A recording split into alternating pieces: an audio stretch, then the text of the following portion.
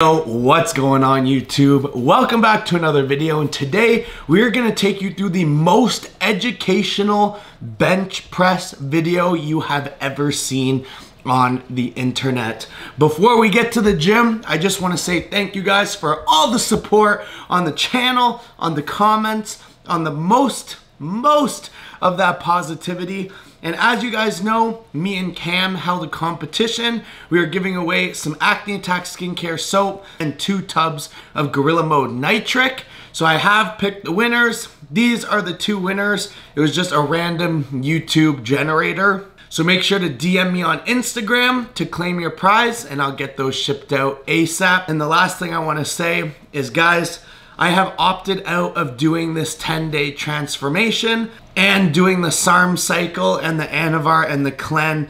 And to be honest with you guys, I was just getting super insecure about my body. I've been getting a lot of hate online lately saying, oh, you're so fat, oh, blah, blah, blah, blah, blah. And yeah, I'm in the fucking off season. I'm completely natural. I'm just kind of maintaining until I start prep in 5 weeks. And I think it's a stupid decision to just do this 10-day SARM cycle and put my body through more toxicity and more harm when my main goal is winning nationals. And I probably wouldn't have come to this conclusion without a lot of your comments that were just like, hey, do you really think that this is the smartest idea right now? So thank you guys so much for commenting and kind of like waking me up and getting me out of that negative mindset and making me refocus on the main goal. So let's head to the gym and teach you guys how to bench press. What is going on YouTube? That sound like Chris Bumstead there? Anyways, we are kicking this video off with a training session. I know I always put the training sessions like at the end of the video, but today we slept in, we got 1 meal in, we came right to the gym, and today's chest day. Now that we are in a mini off season, and I'm not looking absolutely shredded, how many chest days do I need to take you guys through to just say the same fucking thing over and over and over? What does your boy do best?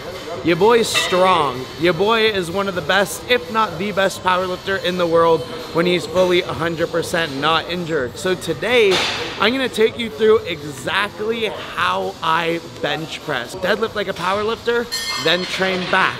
You need that fucking heavy compound movement to get the actual size. Unfortunately for me, because of my back, I can't really do the squats or the deadlifts above like 400 pounds. So I have to like kind of do some other things like super heavy belt squats. But if you are not injured, those need to be your fucking foundation. There will be accessories after this training. I'm just gonna pop them up right here. But this video is only gonna be on how I warm up, how I bench, and what we are starting this off-season bench plan at. So with that said, we're gonna start warming up our shoulders, triceps, back, biceps. Yeah, let's start it up. Let's start it up. All right. So a lot of people are like, oh, like, I just warm up my chest. I just warm up my chest when I'm bench pressing. Guys, for powerlifting bench press, it has so little to do with your chest, you actually have no idea. That's why you guys see, I'm a 530-pound bench presser.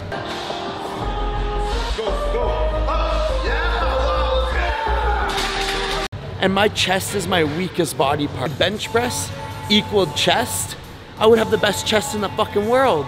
Other than like fucking that random dude on TikTok, Daniel Sugar, who like bench presses like 600 for 10. Because, and you guys will see when I break down the form technique here, is we come down and initially we stay so tight.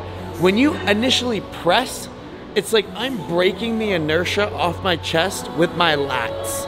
And then I have a little bit of my stabilizers, my front delts and my chest get me through the middle of the motion.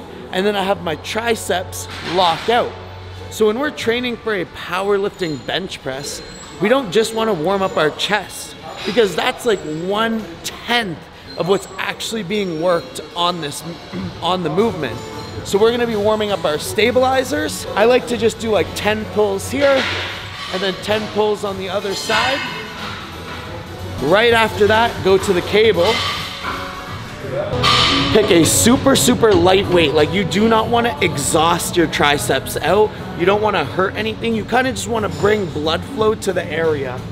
So I'm literally gonna use 12.5 and just do 10 reps of triceps.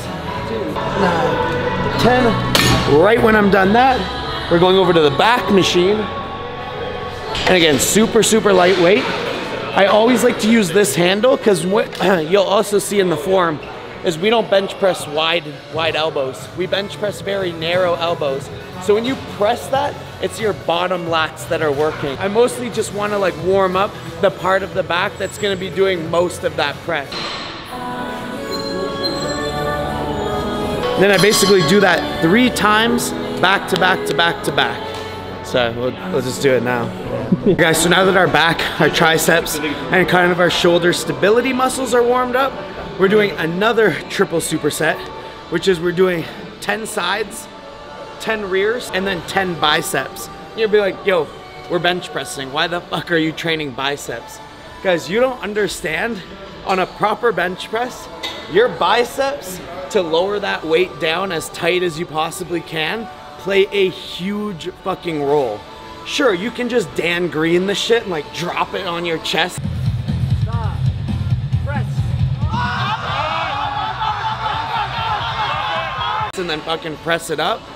But the way that I found to like perfectly master this bench press is keeping like such flexion on your arms and staying so tight that like you're compacting a spring down to your chest, and then the minute you hit that chest, that spring wants to like fucking explode. So then you just explode off your chest and make it go. It'll make more sense as I actually demonstrate on the bench, but we'll get this superset done and then we'll actually get into the physical bench press.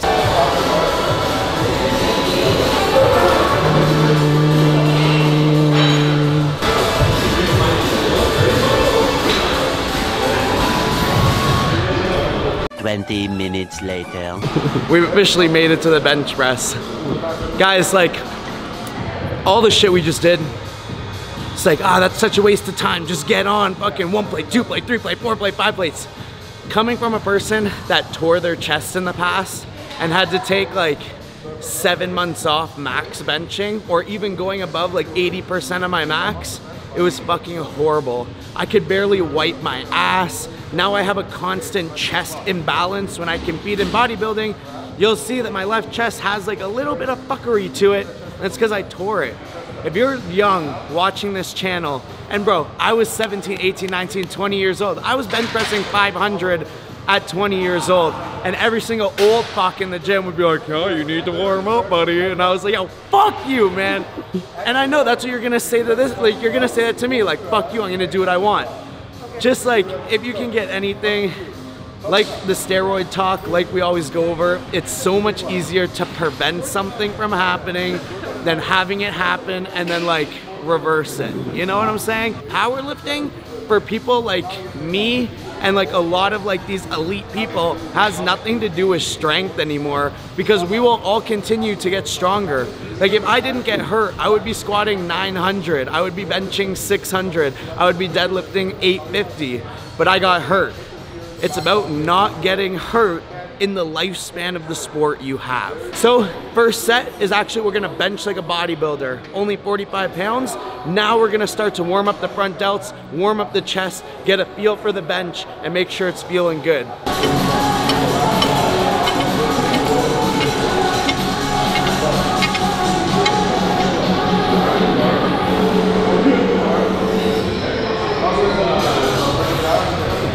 So I do some really fast just to kind of get the explosiveness in my head, because that's what we're trying to do, is train explosive. But then I slowed down the last few reps to actually contract the chest, feel the chest, and make sure everything feels good. My shoulders feel good, everything feels warm, and the muscles will be contracting properly. If you start warming up, like I always say, and something feels off, you have like, something doesn't feel right in your shoulder, your press doesn't feel right. Your mental state, fuck your mental state. Get as depressed as possible, because that's how you get as strong as possible. So yeah, you want that fucked up mental state. I think I'll address once I But anything fucked up on your actual body, just call it, or do something like 50% of your max for like 10 sets of 10 and just work on being explosive and perfect the form. Do not push it if these warm-up sets aren't 100%.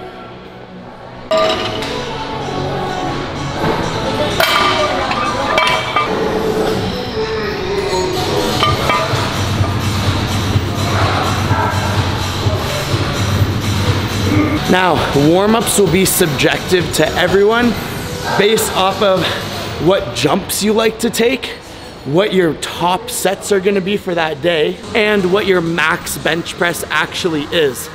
For example, my max bench press is in the 500 pounds.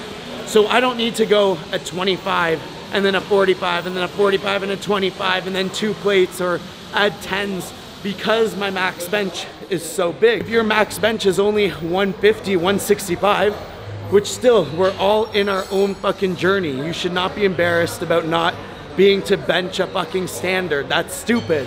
Just be the best person that you could be.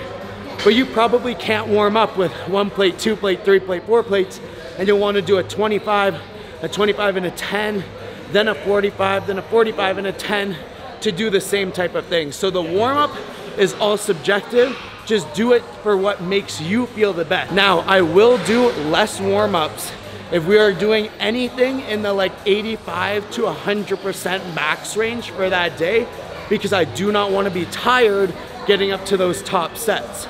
The reason that we do all these fucking warm-ups is so that our body is basically all ready to bench. So let's pretend I was doing 530 pounds today. I would just go one plate for 10 reps, 2 plates for 8 reps, 3 plates for 5 reps, 4 plates for 1, 455 for 1, 500 for 1, 520 for 1. That's it. But because we are not doing a max attempt today, and we're gonna be sticking around that 75% range, I'm gonna focus more on perfecting my form all the way to that 75% range. So this is gonna be our first warm-up set where we are specifically focusing on technique. That means keeping it as tight as possible, using the pause. I'm saying when you are peaking, depending on what your coach has you do, you don't need to pause every bench. There's a reason to do touch and go. There's a reason to pause. There's a reason to do tempo. There's a reason to use board presses. That's why like hiring a coach that understands powerlifting and understands your weak points is so important to break through plateaus. When you're young, to be honest, you don't need a fucking powerlifting coach. You will naturally just get stronger as you keep perfecting your form and doing your own free research, like the free shit that I give on my fucking channel. So hit that subscribe button. But when you get to like the higher levels and start hitting plateaus, that's kind of when you need like a coach that understands progressive overload and like where you fail on certain lifts and like how to overcome those things without taxing your CNS system too much. We're gonna utilize basically every single thing that I told you. We are starting the lift with our shoulders. So what I mean by that is we're coming down and you wanna ideally come down to where the bar is going to be like at your chest. So if you're gonna do a bench press and you're gonna come down and squeeze your shoulder blades together at the same time, like this is where you would bench press, and this is how I want you to lay down, with your shoulder blades pressed together to the point that it can't go any farther back. And lay that shit down. Set your feet. Now depending on your federation, you either can have your feet flat on the ground or toes. I compete in an untested federation, the WRPF, where you can have your toes. So with my back as tight as possible, I'm gonna set my toes into the ground. Now, basically this is the position that I'm gonna be to finish the bench press. In this exact position, all I want you to do is lift your hands up. Keeping your shoulder blades as tight as possible together, lift your hands up and go to any fucking grip that feels good. That's what's gonna get you the most explosive power. The same thing goes for deadlifting. People are like, should I have my stance wide? Fuck sumo. We're only talking conventional because that's the only way you should be deadlifting. Should I have my stance a little bit wider, a little bit shorter? You would stand in the way that's gonna be the most powerful for you to jump as far forward as possible. The same thing for benching. You don't wanna go on an unnatural position. Go on where you would feel you could punch somebody the absolute hardest. So for me, if I'm gonna, let's pretend I'm gonna fucking double sucker punch someone in the face. I would go like this. And that's where my fucking bench press grip is gonna be, because that's where I'm gonna generate the most amount of force and the most amount of power. I'm not gonna fucking punch somebody out like this. I'm gonna go straight, because that's gonna generate me the most power, especially with the leg drive coming from the ground in. You have to think of it like this whole fucking life is like a simulation of energies. So it's kind of like pushing your fucking, if you guys like watch anime and shit, you know how he brings that shit up from the ground and then pushes it? Your bench press, your deadlift is the same fucking way. You're all generating it up and then being explosive. So with everything we said, feet are locked into the ground, shoulder blades are back, come all the way down. When you're fully locked into position, put your arms up where you're gonna feel the most comfortable, and then take one big breath in.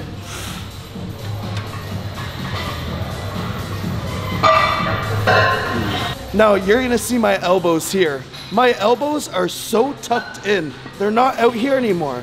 They're tucked in so I could stay as tight as possible. The warm-up sets are basically our hands were here, our elbows came down, and we were just more or less like stretching the chest, activating the chest. And if you were bench pressing for chest growth, this is how you would bench, because that's the way the anatomy of the chest works. It's not gonna grow by doing this. It just won't, because doing this, you're breaking it with your back, has nothing to do with your fucking chest. But when you're trying to be as strong as possible and keep as tight as possible, when your shoulder blades are locked into the bench, you can't physically open your elbows. You can't do it because your shoulder blades will come untucked. So to stay as tight as possible with your shoulder blades tucked, the natural range of motion is this. Now, in a perfect world, especially in competition bench pressing, you don't want to rest the bar on your chest. You want to bring it down. I was just resting it there so I could show you guys like what to do. I'm about to do another set on how the set should be completed. You need to come down so tight and so slow that the bar almost hovers over your chest. It looks like it's touching your chest, but it's not fully resting on your chest. Because in competition, the judge says press. And when he says press, you need to generate all that force and explode up. And if you are in the tightest possible position, just having that bar hover over your chest, when he says press, you're ready to fucking pounce. If the bar is resting all the way into your chest, that's just that much less tight that you're gonna be when it's actually time to press the bar up. You wanna take one big breath in, and you wanna hold your breath all the way down. Think of it, like I said, you're contracting a spring.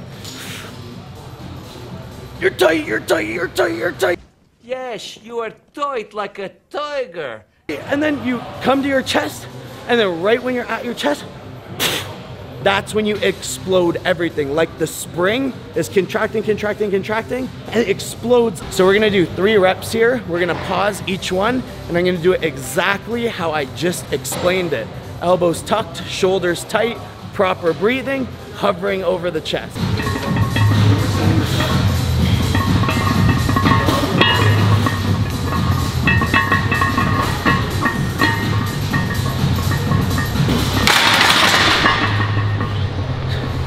And that's the type of explosiveness that you need to have.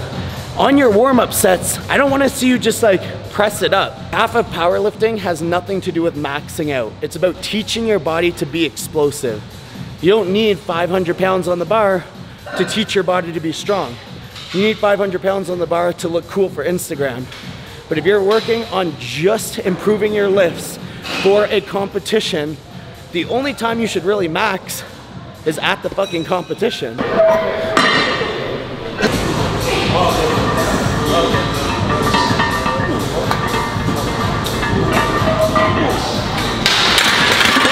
Again, explosiveness. That's all that really matters. So, Where'd my phone go? We're just gonna film our first working set, and then I'm gonna let Emmanuel go home. So I'm like off everything right now, as you guys already know. I'm on no testosterone. I'm fucking nattier than Natty Graham. I'm nattier than Mike O'Hearn. Just kidding. Go back on cycle in 5 weeks for nationals. So my like max bench is 530 pounds when I'm like blasting test, deca, D-ball, like fucking everything known to man. So we are gonna put my like max bench right now at like 500 pounds. A good way to see if you are like relatively close to what you're projecting without actually going to your projection is doing 3 or 4 sets of 5 reps at 75% of what you think your max is. So because we're not actually doing like a strength phase right now, because that would be stupid because I'm not on anything, and we're about to prep for nationals, but we're just doing this for educational purposes, that 500 pounds times 75% is 375 pounds. So I should be able to bench 375 pounds for 3 to 5 sets of 5 reps, or a 5x5 at 75%. So we're gonna film set 1 so you can see how easy it is. But when you start to get into set 3, set 4, set 5, that's when you're really gonna say like, okay, where do I need work? That's when your form starts to fall apart, and that is how you can base your entire strength plan for success to peak for a show. First things first is, guys, bench with a fucking spotter, or make sure if your bench has these like things, please, please, please, please, especially if you are a new lifter, do not bench press alone. Use dumbbells and wait until you have somebody with you to bench press. Especially if you're going anywhere from like 75, 80, 85, 90% of your max. Never, I can't stress this enough, guys, never do this alone. You've all seen what happened to Larry Wheels' friend. You've all seen these fucking horror stories. Sometimes, no matter how perfect your form is, or something happens on that bench that your chest tears, or you get hurt, or you just over projected your max and you couldn't do another rep. That injury can go 0 to 100 real fucking quick. If I tore my chest and I had somebody to hold up the bar for enough time for me to get out of the way and they drop it, there's a good chance that I could be back benching in 3 to 4 or 5 months with some good TB500 and BPC and growth hormone from the Plummer.com. But if I'm bench pressing by myself and I tear my chest, it's gonna take 10 seconds for someone to realize that the bar's stuck on me and I'm screaming for help. It's gonna take another 10 seconds for their fight or flight response to get their ass over to try to help me. And then it's gonna take another 10 seconds for another dude, because I guarantee the one person couldn't lift 375 pounds by themselves in that awkward ass position. Even if you don't need help, just say, hey bro, do you mind if I can get a quick handoff? And can you just stand there? It will take 10 seconds out of his workout, and if anything by chance were to happen to you, you'd be covered. Since we're doing so much volume right now, we're just kind of getting used to pausing it, just because that's what they're gonna want in competition, and you're doing your last rep paused because it's gonna be the hardest rep. So let's get this going. Can I get you for a spot? I'll always ask for a spot. We're going over barbell safety. Oh yeah? Yeah. See, and always communicate. Even if it's a stranger, I by chance happen to know the owner of the gym, but if it's a stranger, communicate. Lift off on 1, 2, 3. I'm going for this many reps. This rep is paused. Please don't touch the bar. Simple.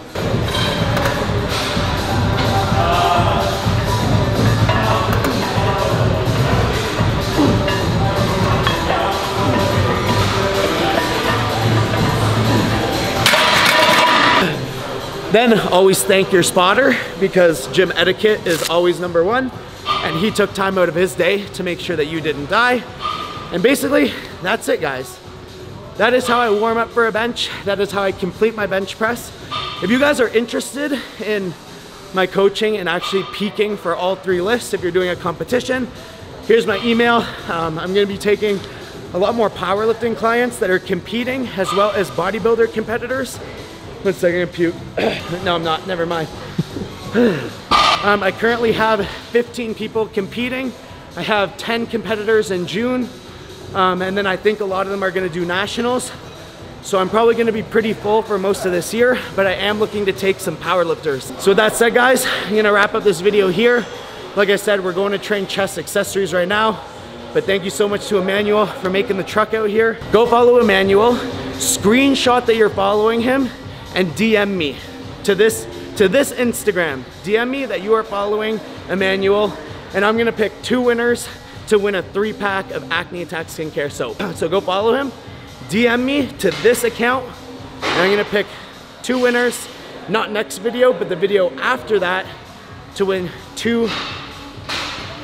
a 3-pack of soap each. So I'm gonna go train chest, and I'll see you guys at home.